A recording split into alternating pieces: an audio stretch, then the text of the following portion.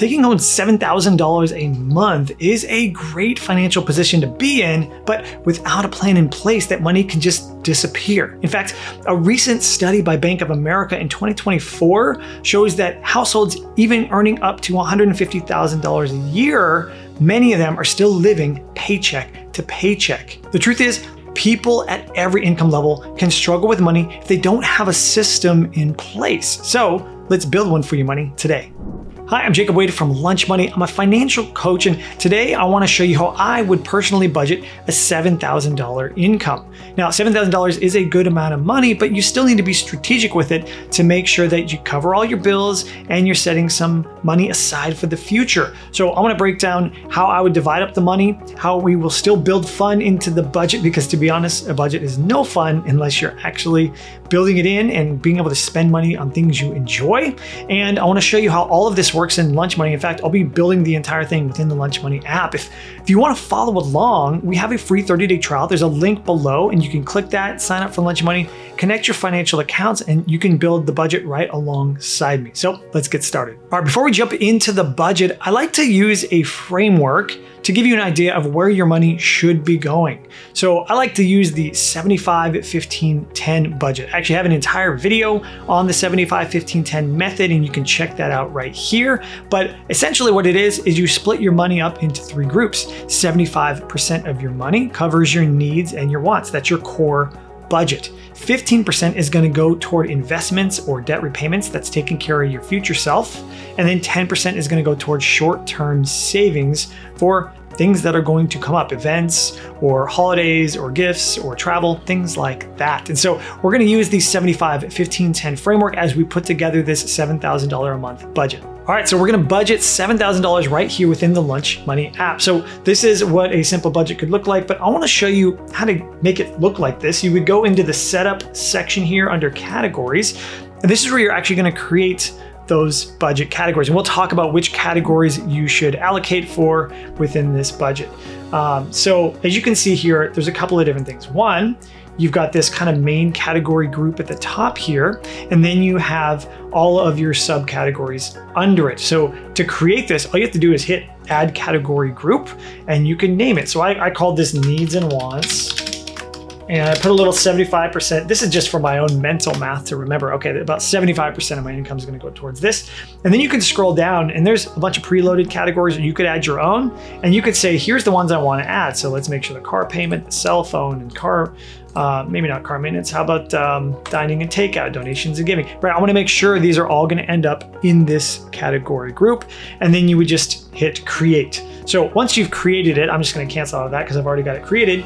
You can just hit add new category and you can start to add categories into each of these groups. So here's how I set it up. I have your needs and your wants here, and we've got, simple things like your rent, your mortgage, your utilities, your groceries, transportation costs, insurance, all the things that you need to spend money on throughout the month. But we also built in some fun things, dining and takeout, streaming services, shopping, personal care, and maybe even some donations and giving. You can create these exactly how you want. This is just going to be a sample budget here, but you would create those categories. And the nice thing is you can just grab this little reorder section here and you can just drag and drop it wherever you want. So once you create all those, just drag them under each subcategory. So again, I've got needs and wants here.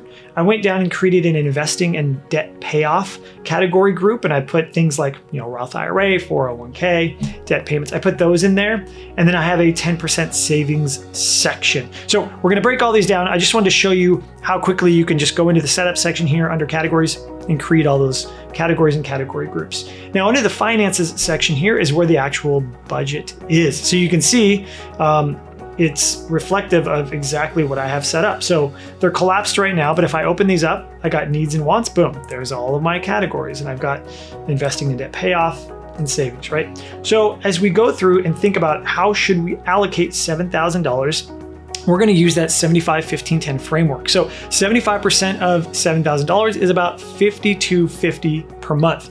That's the core of your budget.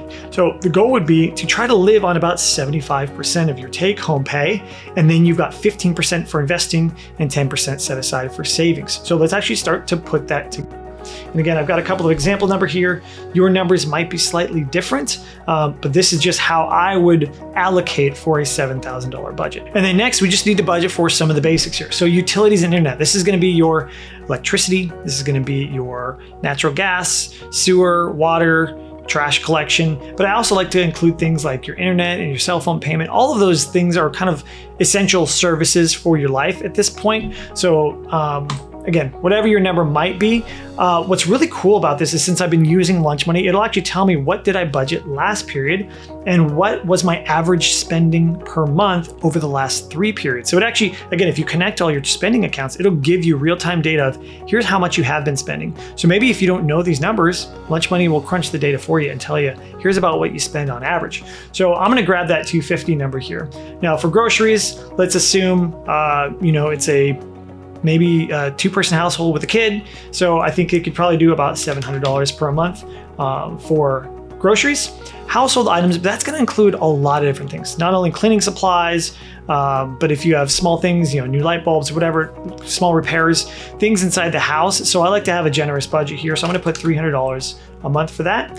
And let's say you have a car payment. Now your car payment, as you can see, I have a $300 car payment budgeted from last period. Let's say you have a lower cost car payment on a good used car and it's about $250 a month. And then the gas that you spend on that, let's use last period's budget of about $200 a month. All right, and then you have different types of insurance. This could be out-of-pocket health insurance, or it could be car insurance or renter's insurance. Let's just say that's about $250 a month as well. And then if you want to set aside a little bit of money for medical per month, depending on your co-pays and prescriptions or things you have to pay for, let's put about $150 a month there. I also like to just have an other section. You might not be able to plan for absolutely everything. So to have a little money set aside for stuff you didn't plan for, sometimes I call this category literally, I didn't plan for it. But in this case, it'd be other. So let's put about $100 a month into other. So that's kind of your core essential needs, right? You've got food, shelter, and transportation taken care of. And now we're going to go to some more of the fun stuff. So things like dining and takeout, subscriptions and entertainment, things like that. So on this one, let's build a little bit of fun in here. You can spend about $700 a month on food for your family, but maybe you want to go out on Friday nights. Let's put $250 set aside so you can actually have some nice meals. Or get some takeout if you're feeling lazy and just do a movie at home. Subscriptions and entertainment services, those are usually $10 a month for the ad versions. So you could have a few of those subscription services, Spotify, Netflix, Disney, whatever you want. And for entertainment as well, let's just put all that in to about $100 a month. Now, shopping and miscellaneous, this one's a tough category because sometimes you would want to just call it Target.com or Amazon.com. But if you're making purchases through those websites, a lot of times they'll go into other categories. So sometimes you're buying stuff on Amazon, but you're actually making a Whole Foods order. So that's groceries, right? Or you're buying stuff on Amazon, but it's for the household. So that goes under the household budget. This is just for general shopping, whether you want to get some clothing or you want a new item for yourself. I'm going to put maybe a smaller amount here, but let's say about $150 a month would go into your shopping budget. Personal care. So this is going to include haircuts, makeup, any personal care items that you want to get for yourself or spa days or whatever. I think we could put a good chunk in here to make sure that you're taking care of yourself. So let's make sure we set aside $150 a month for that. And then again, this is optional, but if you want to be giving or donating in any way, shape, or form, you can put a couple $100 aside for that. So if we look at these numbers, it should add up to, $5,250, which is 75% of that $7,000 monthly budget. So now 75% of your money is spoken for and you're taking care of your needs and wants. You have your shelter, your utilities, your cell phone services, your internet, your household, your car payment, your transportation, gas costs, insurance, all the boring stuff's taken care of. But you also put aside, maybe $700, $800 for fun things like dining and takeout and shopping and entertainment and personal care. Right? Items that are not quote unquote necessary, but make the budget a bit more fun. So that takes care of your needs and your wants. Now it's time to move on to the 15 part of the 75-15-10 budget, and that's investing and debt repayment. Everybody knows it's important to invest for your future, right? Put some money into your 401k, maybe open a Roth IRA and start investing. You can grow your wealth enough to be able to retire someday, right? That's the ultimate goal. But the only way you actually get there is small amounts deposited every single month over a very long period of time, decades. And the mistake a lot of people make is they don't allocate for this. They spend all of their money and they put aside some money, maybe even for things like Christmas and birthdays and travel, and then they hope there's money left over at the end of the budget. I like to build this right into the middle of the thing so that you know this is a priority. I'm going to treat this like any other bill. This is a requirement. So for investing in debt payoff, about 15% of $7,000 is going to be $1,050 per month. That might sound like a very high number, but that might be what it takes when you're making that amount of money to invest enough to continue your lifestyle into retirement. So let's split up 15% of your take-home pay. So a Roth IRA is a cool account. It allows you to put in money. You don't save on taxes now, but the money inside there, if you invest it, it will grow tax-free. And then when you start withdrawing it in retirement after age 59 and a half, you can pull that money out tax-free forever. So you're not saving on taxes right now, but then the moment it goes in there until the rest of your life, all that money is tax-free. It's a very flexible account. And so if you want to start putting money into something like that, you can put $500 a month away. In fact, I think you can put up to about $583 a month to max it out, which would be $7,000 for the year. But just for our purposes here, let's put about $500 a month into that. And then maybe you have a 401k account at work. A lot of people that have a 401k account at your workplace have what is called a company match. Now, a company match is when your company, you put money into the 401k, your company will match those dollars you put in. Usually it's limited to a certain amount of your salary. So if you're taking home $7,000 a month, that's about $84,000 a year, which means your gross pay might be around $100,000. So what would be really cool is if your company matches, let's say 3% of your salary. So you put in $3,000 and they put in $3,000. So that would be free money. So you're actually investing $6,000, even though you only put $3,000 of your own money in. So let's set aside, let's call it $300 a month. That's just a little over $3,000 a year. Let's just put enough to get that company match because that is free money invested. So now you're putting $6,000 away into a Roth IRA and you're putting $3,600 into a 401k. That money, especially if it's matched, that's almost $10,000 a year, right?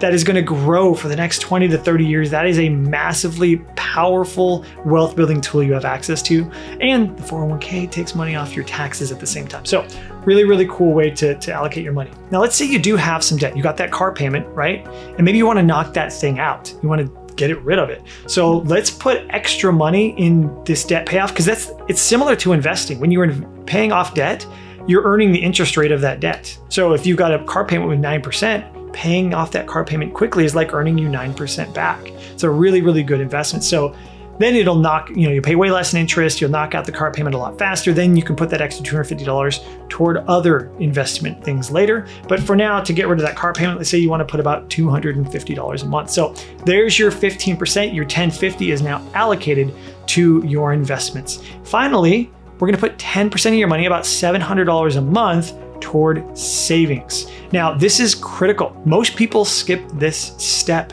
but if you don't save for some of these larger upcoming expenses in small increments per month, you're going to get surprised by it. You're going to whip out the credit card and then you're going to have to figure out how to pay it off later with interest. Instead, you want to save small amounts per month toward these things so that you have the money when the thing arrives. So Christmas is coming up. Start putting money aside so that you have money there when it happens. If you have an upcoming vacation in the next 12 months, you should probably start putting small amounts away so that when it comes, you don't have a surprise $3,000 or $4,000 bill. Same thing with things like home improvement or even car maintenance. Like it's going to happen at some point, but it doesn't happen every month. Start putting money away. These are called sinking funds. In fact, I have an entire video. I'll try to put the link up here on it because you can create digital sinking funds by just opening multiple savings accounts. But the idea is you open a savings account outside of your normal bank, Capital One 360 or Ally Bank, and you nickname it like Christmas and travel and birthdays and car maintenance. And then you start putting, $50, $100, $200 a month away into each of these funds so that when that thing happens, whether it's an upcoming vacation or Christmas or someone's birthday, you just pull the money out of that and it doesn't even interrupt your normal budget. If you don't save for these things, it can wipe out your entire budget and screw everything up. So let's put 10% away. So for example, for Christmas, let's say about $150 a month will get you about $1,800 for Christmas. For birthdays, you want to make, you've got birthdays not only for you and your family, but maybe outside of your family, extended family. Let's put about $100 a month aside for that.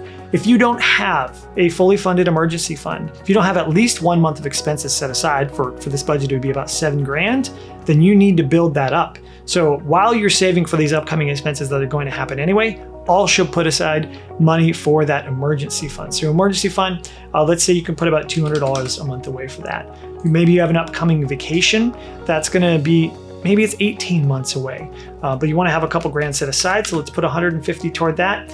And then let's see what we got left. Well, it says we only have $100 left to budget here. So that's what we're gonna allocate toward home improvement. So you can see there, we have now 10% of our money, $700 for savings.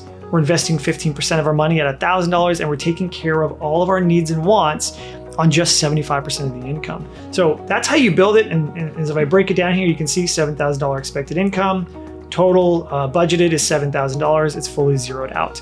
So that's how you build a 75, 15, 10 budget based on $7,000 right inside the Lunch Money app. All right, so that's how you budget $7,000 right inside the Lunch Money app. Again, if you want to do it yourself, just click the link below and grab that free 30-day trial, connect your financial accounts, put together this sample budget, and we'll even bring in your past spending so you know how much do you normally spend in each of these categories on average. We'll tell you, and then you can build a realistic budget based on what your priorities are. But you might be thinking, okay, well, what if I, don't have enough savings or I've got some debt? Like, how should I prioritize my money inside this budget? Here's a couple of caveats and maybe some adjustments that I would make to this budget. First things first is if you don't have that emergency fund in place, if you don't have at least 1 month of expenses set aside, then you should stop everything else and only prioritize that. You need a buffer between you in life. You need that emergency fund in place. So what I would probably do is actually pause on the Roth IRA contributions. I would still get your 401k match because that's free money, and maybe even pause on the extra debt payments, right? So now you have an extra $750, and I would go to this emergency fund. And what's really cool is once I pulled those out, you could see I have this left to budget number. And as you can see, what's really cool is inside the app, once we deleted that $500 from the Roth IRA and $250 from the extra debt payments, it added it to what we have left over to budget. So I can just quickly click this button, boom. Now we're gonna put $950 a month directly toward that emergency fund until you hit $7,000 in the bank. Get $7,000 in the bank first, and then you can rebalance your budget and start investing and start doing other things. I would say the second thing is if you have high interest debt, like a car payment, even at 8%, it's not that high. If you have credit card debt at 20 to 22% interest rates, that is going to absolutely deplete your wealth and is going to be way worse and way more than you would earn investing. I would pause investing and figure that debt out. Now, that doesn't necessarily mean you throw all your money at this credit card debt. It might mean surfing that credit card debt to a 0% balance transfer credit card just to get your interest rate down. But it does mean, let's make a plan to knock that out. So if you've got, let's say, $8,000 in credit card debt and it's at 22% interest rate, first, try to stop that 22% interest rate. Try to move it to another card issuer and do what's called a balance transfer credit card. You can usually get 12 to 15 months of 0% interest moving that money over. There is usually an upfront fee, about 3%, but at least you're no longer paying 22% interest. But then the second thing is how do we pay off $8,000 in credit card debt, right? So if you got your emergency fund in place, now you don't need to save for it anymore. So we're gonna zero that out. But again, before I max out my Roth IRA, I might want to start knocking out the rest of that debt. So we would hit left to budget here. Boom, we can knock that $8,000 out very quickly. If you don't want to miss out, on earning a little bit more in your investments, you could split the difference. You could go, okay, I'm going to knock out that credit card debt, but I have 12 months to do it. So if I want to knock it out in 12 months, maybe I only need about $750 a month on that. And we could still put, a couple $100 a month into my Roth IRA. So again, that's just a couple of adjustments I would consider is get that emergency fund in place, take care of your high interest debt. After that, you could split it how we talked about earlier, where you're investing 15%, saving 10%, and you're making sure you have money set aside for those things. So that's just a couple of adjustments that I might make. So budgeting doesn't have to be hard. And in fact, you can build in hundreds, almost $1,000 in this one, budget of fun stuff, things that you like to do, and you can still enjoy life. In fact, budgeting unlocks more financial freedom. It doesn't take it away. It doesn't put the handcuffs on, it takes them off so you can make wise financial choices, still build your financial future, but have fun at the same time. If you want to learn how to save even more money very quickly, I made a video here where I break down exactly how to save $10,000 in the next 12 months. No clickbait. I'll show you all the strategies. There's 6 of them right here.